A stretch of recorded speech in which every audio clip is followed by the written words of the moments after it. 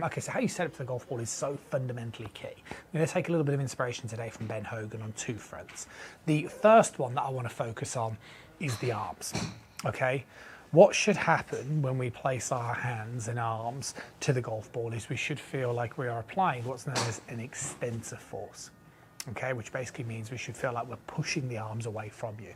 A great way to simulate this is grab yourself a little bit of rope, pop it over your neck, lasso it together under your left hand, and then take hold of it. And the point is, you see, one of the things that I notice with a lot of golfers is they go into a posture where they're too over the ball and the arms become bent.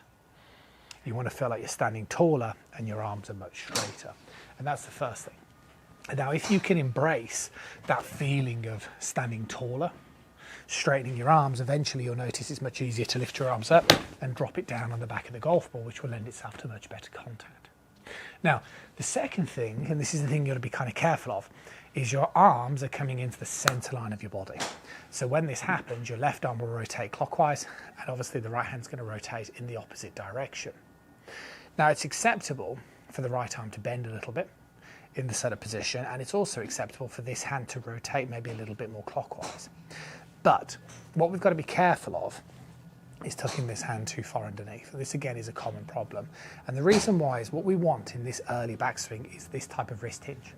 So the way my right wrist is hinging this way, okay?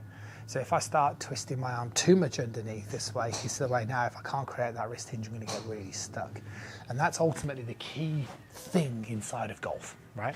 Get the posture, get yourself standing nice and tall, get your arms nice and straight. So they've got my hands on the club, and then from here, this is what Hogan used to sort of talk about, is feeling like the right hand sits more on top of that left thumb, right? Like so. So getting that right hand on top of that left thumb means I can get this feeling of keeping my arms with that extensor force. I can stand nice and tall, and I can hinge the back of my right wrist in that direction to get that club moving nice and straight back. Subtle, but key. I'll see you soon.